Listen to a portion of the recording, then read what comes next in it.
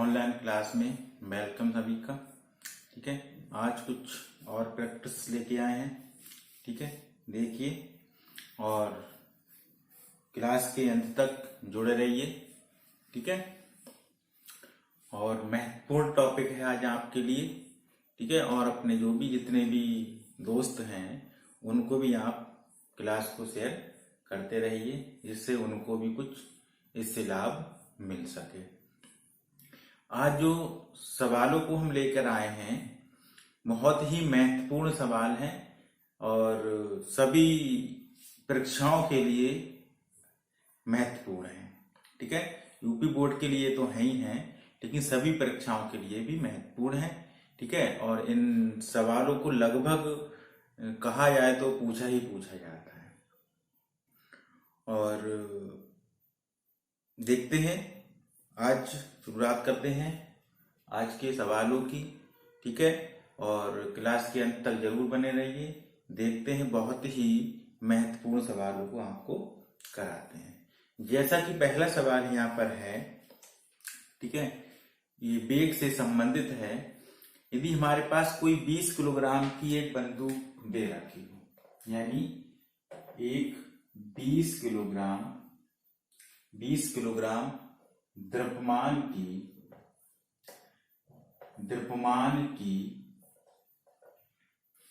एक बंदूक द्वारा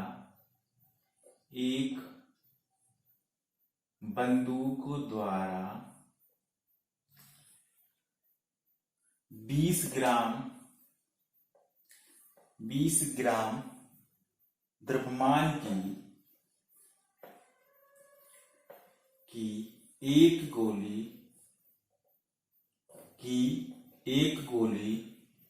ठीक है, की एक गोली 100 मीटर प्रति सेकंड के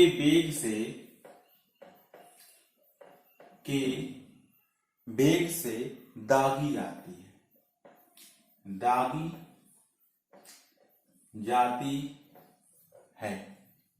बंदूक का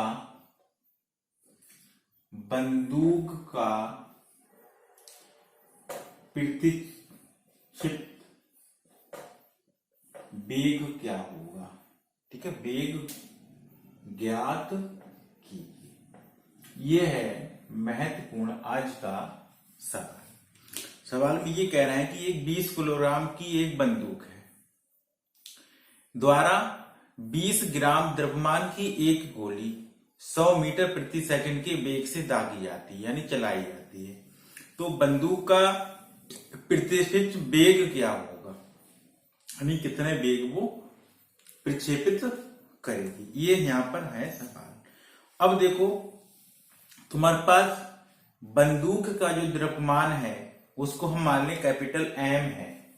बंदूक का द्रव्यमान को हम मान लें कैपिटल एम, ठीक है, और ये हमें पास दिया है कितना, 20 किलोग्राम। मान ये कैपिटल एम 20 किलोग्राम है। बंदूक द्वारा 20 ग्राम द्रव्यमान की एक गोली का द्रव्यमान मान लें स्मॉल एम, और ये हमें दे रखी है 20 ग्राम। अब देखो, ये है ग्राम में, यानी गोली का जो मास है ये है ग्राम में, और जो बंदूक का मास है ये है किलोग्राम में। तो हम दोनों को पहले तो एक यूनिट में ले आए, चाहे किलोग्राम को ग्राम में चेंज कर दें, चाहे ग्राम को किलोग्राम में कर दें। ठीक है, अब देखिए 20 किलोग्राम को यदि हम इस 20 ग्राम को किलोग्राम में बदलेंगे, ठीक है, तो ये हो जाएगा 0.0220 किलोग्राम। इसको 0.02 किलोग्राम भी लिख सकते हैं। ठीक है, अब देखो वेग कितना है, कितने वेग से जाती है, 100 मीटर प्रति सेकंड के वेग से, यानी p कितना दिया है तुम्हारे पास, 100 मीटर प्रति सेकंड। बहुत लंबी इस पर मैं चर्चा नहीं करूंगा, बहुत ही आसान तरीके से तुम्हें यहां पर इसको सवाल को समझाने का प्रयास करूंगा। ठीक है, ये 20 किलोग्राम, ठीक है, बंदूक की गोली का वेट हो गया 20 किलोग्राम, गोली का गोली का द्रव्यमान हो गया 20 ग्राम या 0.02 किलोग्राम, ठीक है, और वेग हो गया 100 मीटर प्रति सेकंड। ठीक, ये गोली का वेग दिया है, तो हमें किसका निकालना है, बंदूक का वेग निकालना है। बंदूक का वेग हम मान लें, ठीक है, माना जो बंदूक का वेग है, तो बंदूक का वेग को हम मान लें कैपिटल बी मान लें, ठीक है। तो देखो B बराबर हमारे पास क्या हो जाएगा, अब देखो प्रक्षेपित करेगी तो बैक होगा, जैसी गोली चलेगी, ठीक है, वैसे ही जो गोली का वेग होगा वो आगे की ओर जाएगी, लेकिन बंदूक में जो झटका लगेगा पीछे, यानी बंदूक को वेग लगेगा पीछे की ओर, ठीक है। यानी तो B बराबर हमारे पास होगा माइनस का एम बी अपॉन एम, हो जाएगा mb अपॉन एम, बस मान रख दीजिए। माइनस एम का मान कितना है, स्मॉल एम 0.02, ठीक है, इंटू बी का मान कितना है 100 अपॉन, और कैपिटल एम का मान कितना है 20 किलोग्राम। इस जीरो से ये जीरो कैंसिल होगा, 2 से भाग दे दो, ठीक है, 2 से भाग दे दो, तो यहां पर दशमलव हटाएंगे तो नीचे कितना हो जाएगा 100 हो जाएगा, ठीक है। तो यहां पर करेंगे 2 एकम 2, अभी देखो यहां पर हम 20 ही लिखे देते हैं, ठीक है, सीधे सीधे ही आंसर आएगा 0, और यहाँ पर हमारे पास कितना था 20, दशमलव हटा दी तो ये बन गया 100, इस 100 से ये 100 कैंसिल, यानी ये बचेगा हमारे पास 2 एकम 2 और 2 एकम 2, यानी 1/10, किसमें माइनस में, किसमें माइनस में। इसको हम भाग देंगे तो B बराबर मिलेगा माइनस का 0.1, ठीक है, यही इसका क्या हो जाएगा मीटर प्रति सेकंड। तो बंदूक का जो वेग होगा वो कितना आ जाएगा आपके पास में, माइनस का 0.1 मीटर प्रति सेकंड। समझते समझ में आ गया होगा, ठीक है। करना कुछ नहीं है, जिस तरह इस टाइप के जो भी सवाल आपको मिले, ठीक है, ये देख लो बंदूक का द्रव्यमान कितना है, गोली का द्रव्यमान कितना है, और निकालना हमें किसका। यदि यहाँ पर हमें बंदूक की गोली का निकाल दिया होता, ठीक है, और हमें वेग किसका पूछ लेता, गोली का वेग पूछ लेता, ठीक है, तो इसकी जगह वैल्यू पुट इसकी कर देते, इसको हम यहाँ पर छोड़ देते, एम की जगह एम की वैल्यू रख देते, इसकी वैल्यू ये दिया होता, यानी एक वैल्यू तो यहाँ जरूर दिया होता, ठीक है, दूसरी ही निकलवाता। तो इस फार्मूले को डायरेक्ट मान रखकर हम सॉल्व कर सकते हैं।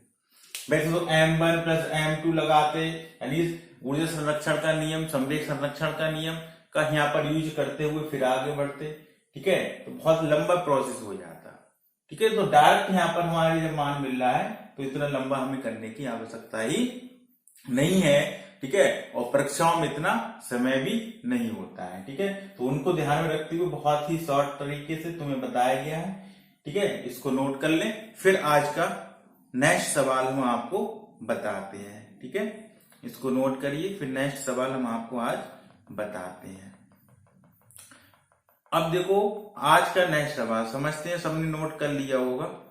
दूसरा सवाल आज का, ठीक है, ये देखिए सवाल ये है, इसको नोट कर लिया होगा, बताते हैं,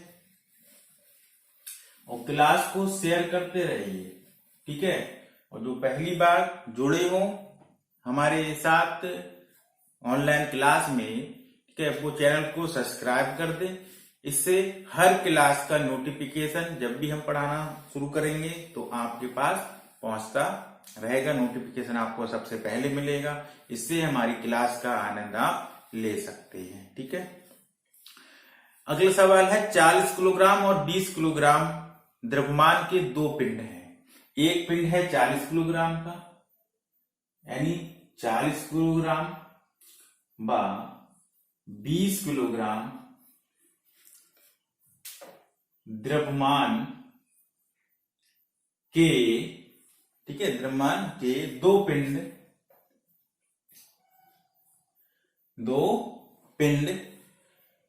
क्रमशः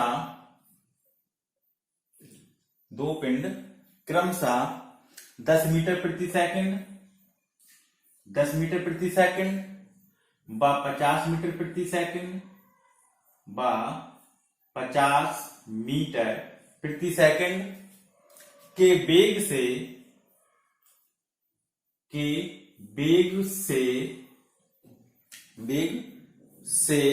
एक दूसरे की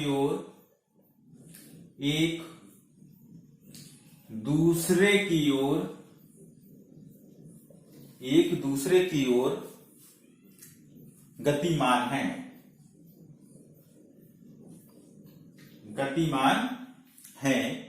कुछ समय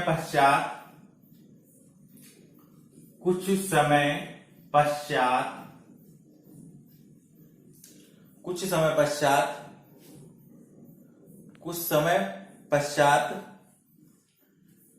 टकराने पर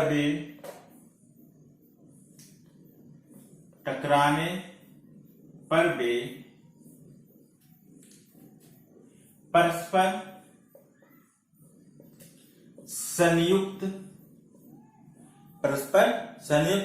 होकर एक निकाय बनाते हैं।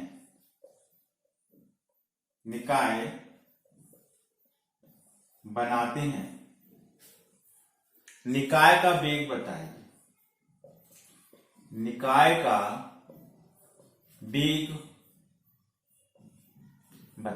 यानी निकाय का वेग क्या होगा। ये कह रहा है 40 किलोग्राम और 20 किलोग्राम के दो पिंड हैं, ठीक है, जो क्रमशः 10 मीटर प्रति सेकंड और 50 मीटर प्रति सेकंड के वेग से एक दूसरे से और गतिमान है। यानी एक पिंड मानी इधर जा रहा है, जैसे ये है, एक पिंड ये है तो दूसरा पिंड एक डायरेक्शन में आ रहा है, ठीक है। यानी एक ही डायरेक्शन में दोनों पिंड नहीं है, बल्कि एक दूसरे के अपोजिट डायरेक्शन में है, ठीक है। यानी एक पिंड मानी इस आगे की ओर जा रहा है तो इसके एक पीछे, यानी एक दूसरे से आपस में टकरा रहा है। और टकराने के बाद वो कुछ समय टकराने पर वे परस्पर संयुक्त हो जाते हैं, यानी मिल जाते हैं आपस में, यानी एक दूसरे से आपस में मिल जाते हैं, ठीक है। तो उनके द्वारा मिलने के द्वारा एक निकाय यानी सिस्टम बनता है, ठीक है। तो कह रहा हूं सिस्टम का वेग कितना होगा। हम मान लें कि कुल सिस्टम का वेग कितना है, b, यानी हमने मान लिया एक पिंड a है, दूसरा पिंड b है, तो एक का वेग b1 है, दूसरा का वेग b2 है। लेकिन मिलने के बाद दोनों का वेग क्या होगा, एक हम b मान लें कि संयुक्त वेग कितना है, b है। समझ लें यहाँ पर, समझिए। मान लें एक पिंड ये है हमारे पास a और एक पिंड है हमारे पास b। इसका हम यहाँ पर जो द्रव्यमान हम मान लें कितना है, 40 kg है, और दूसरे का द्रव्यमान है कितना, 20 kg है। इनका वेग कितना है तुम्हारे पास, 10 मीटर प्रति सेकंड है, ठीक है, इस डायरेक्शन में। और वो कह रहे हैं एक के वेग एक दूसरे की ओर गतिमान, यानी एक दूसरे से मतलब एक आमने सामने आ रहा है, तो एक इधर है तो दूसरा वेग किस डायरेक्शन में, और इसका मान कितना है, 50 मीटर प्रति सेकंड। अब देखो एक ही डायरेक्शन में वेग होते तो प्लस में आते, अब एक यानी एक वेग प्लस में है तो दूसरा वेग किस में होगा, माइनस में होगा, ठीक। अब आपस में कुछ समय बाद ये क्या करते हैं, आपस में मिल जाते हैं, यानी एक ही निकाय, यानी अलग अलग पिंडों का एक ही, जैसे ये मार्क कर रहा है, ये कैप है, तो ये अभी अलग है, ये अलग है, एक दूसरे से मिलते हुए ये एक निकाय सिस्टम। अब इन टोटल लेंथ इसकी एक ही हो जाएगी, यानी इनका जो वेग है वो एक ही वेग हो जाएगा। तो मान ले इसका जो वेट होगा वो कितना, 40 किलोग्राम प्लस कितना होगा, 20। जब निकाय होगा तो द्रव्यमान दोनों ऐड हो जाएंगे, और इन कुल वेग हम मान ले कितना है, b है। तो यही b हमें क्या करना है, निकालना है। यही b हमें क्या निकालना है, निकालना है, ठीक है। तो हमें ये डायरेक्ट मान क्यों ना रख दे, b तो निकालना है। b बराबर क्या होगा, m1 b1 plus m2 b2 upon m1 plus m2। बस इसमें मान रख दीजिए, इसको चाहे आप कैपिटल M मान लें, ये b है, ठीक है, कैपिटल B, ये भी कैपिटल B है। तो कैपिटल B का मान हमसे ज्ञात करा रहे हैं क्या होगा, ठीक है। तो सारे मान इसमें रख दिए। अब देखो 40 ये 20 ये कितना होगा, ये टोटल हो जाएगा 60। M1 कितना है, सवाल नोट कर लिया होगा, ठीक है। ऊपर इन सवाल को हम समझाते हैं, ठीक है। सवाल तो सबने नोट कर लिया होगा। देखो इसमें समझिए, M1 कितना दिया था 40, तो हमारे पास B M1 कितना हो जाएगा 40 और B1 कितना हमारा दिया है 10, तो हो जाएगा 10। अब देखो प्लस M2 कितना दिया है 20 गुणा, अब B2 कितना होगा 50, लेकिन किसमें माइनस का 50, ठीक, अपॉन हमारा कुल द्रव्यमान कितना M1 कितना है 40 और M2 कितना है 20, तो 40 प्लस 20 कर लेते हैं। देखिए ये कितना होगा 400, 40 और 10 की मल्टीप्लाई करेंगे 400 और प्लस माइनस माइनस और 5 दूनी 10 और 2 जीरो, तो ये हो जाएगा कितना 1000 और अपॉन 4 2 60 यानी 60 किलोग्राम। अब देखो घटा दें तो किसका ज्यादा बचेगा, माइनस का ज्यादा है, माइनस का मान ज्यादा है प्लस का कम है, तो हमारे पास माइनस कितना बचेगा 600 बचेगा। 1000 में से 400 घटाएंगे यानी 1000 में से 400 को घटाएंगे तो कितना बचेगा 600 अपॉन कितना होगा 60, तो 0 से 0 कैंसिल, इसको भाग दें तो माइनस कितना आएगा 10, 6 आ जाएगा यहाँ पर, तो 10 बचेगा यानी 10 मीटर प्रति सेकंड, यानी कुल जो निकाय का वेग होगा वो कितना हो जाएगा -10 मीटर प्रति सेकंड का वेग आएगा। ठीक है, वैसे डायरेक्ट सूत्र नहीं रखते, क्या करते इसका संवेग निकालते। अब देखो ये हम मिटा रहे हैं, नोट कर लिया होगा बेटा, इसका संवेग होता P1 और M1, इसका संवेग क्या होता, इसका हम संवेग निकालते तो P1 बराबर क्या होगा mb, P बराबर क्या होता है m और b, तो इसका क्या लगाते mb, ठीक है, इसका लगाते संवेग कितना होगा m2 यानी m1 b1 प्लस बराबर m2 और b2, और इस टोटल इसका संवेग कितना होता P बराबर क्या होता m b होता, कुल संवेग कितना हो जाता m b हो जाता। अब देखो इन टोटल इसका संवेग प्लस इसका संवेग दोनों का कुल संवेग किसके बराबर होता P के, यानी P बराबर हम लगाते m1 b1 plus m2 b2 और इसका कुल संवेग कितना होता m के बराबर यानी m b के बराबर होता। अब देखो ये एक दूसरे के विपरीत हैं, तो ये यहाँ पर प्लस की जगह फिर यहाँ क्या लगा देते माइनस हो जाता, ये प्लस माइनस क्या कर देता माइनस, तो b निकालते तो कुल द्रव्यमान हमारे पास m है, तो m1 b1 minus m2 b2 upon क्या लिखते m लिखते, मान आपका वो ही आता। ठीक है, लेकिन बहुत ही जल्दी आंसर दे सके परीक्षाओं में, ठीक है, बहुत ही कम समय में आप सवाल को कर सकें, इसीलिए हमने ये डायरेक्ट फार्मूला रखा है। वैसे आप इसको इस तरह से भी सॉल्व करके कर सकते हैं। ठीक है, नोट कर लिया होगा। ठीक है, अब आज का देखते हैं नेक्स्ट सवाल क्या है। बहुत ही, अब देखो एक है कि एक पिंड पर 40 न्यूटन का बल लगाकर उसे बल की दिशा से 60 डिग्री का कोण बनाते हुए 20 मीटर विस्थापित किया जाता है, तो किए गए कार्य की गणना करो, यानी उस पर कार्य कितना होगा। ये हमें कार्य यहाँ पर क्या करना है निकालना है, यानी वर्क पूछ रहा है। F का मान दिया है, मान दिया है कि एक पिंड पर 40 न्यूटन का बल लगाकर, यानी एक पिंड पर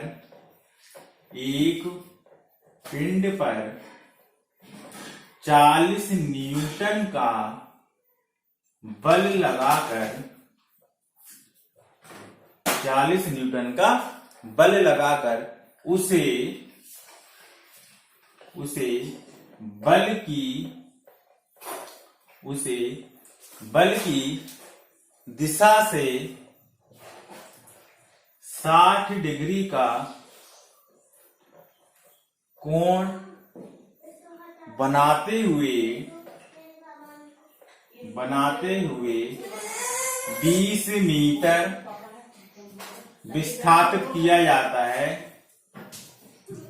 विस्थापित किया जाता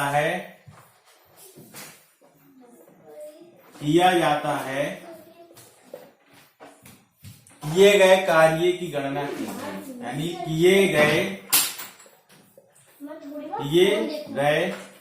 कार्य की गणना कीजिए। यानी हमें क्या निकालना है, यहाँ पर W निकालना है। तो कह रहे एक पिंड पर 40 न्यूटन का बल लगाकर तो उसे बल की दिशा से 60 डिग्री का कोण बनाते हुए, जैसे ये हमारे पास तल है, ठीक है, और इस पर एक अन्य तल लगा रहे हैं कितने डिग्री का, 60 डिग्री का, और 60 डिग्री का कोण बनाते हुए 20 मीटर इसके विस्थापित करते हैं। यानी विस्थापन इसका जो D है वो कितना, यानी विस्थापित कितना हो रहा है, इसको हम 60 डिग्री का कोण बनाते हुए थीटा हमारे पास कितना आ रहा है, 60 डिग्री, और विस्थापित हमारे पास कितना हो रहा है, 20 मीटर, ठीक है। और कितना फोर्स लगा रहे हैं इस पर, हम फोर्स जो हम यहाँ पर F लगा रहे हैं वो F हमारे पास कितना लग रहा है, 40 न्यूटन का, कितने, 40 न्यूटन का। तो W बराबर हम जानते हैं इसमें F dot D cos theta. तो W कितना हो जाएगा, F का मान कितना 40 और D का मान कितना है 20 और cos 60, और cos 60 का मान होता है, cos 60 का मान होता है 1/2 प्लस में, तो 4 दूनी 8 यानी 800, और cos 60 का मान 1/2, 2 से भाग देंगे कितना, 2 चौक 8 यानी 400 जूल। कितना कार्य हो जाएगा, 400 जूल। बहुत ही आसान सवाल है आपके लिए, ठीक है। तो सवाल आपको कुछ आसान भी मिलेंगे, कुछ टिपिकल भी मिलेंगे, हर तरह के सवालों को आपको मिलेंगे, ठीक है। अब कल कुछ और सवालों को यहाँ लेके आएंगे, इससे कुछ महत्वपूर्ण सवालों को, ठीक है। अब हम मिलते हैं कल की क्लास में। धन्यवाद।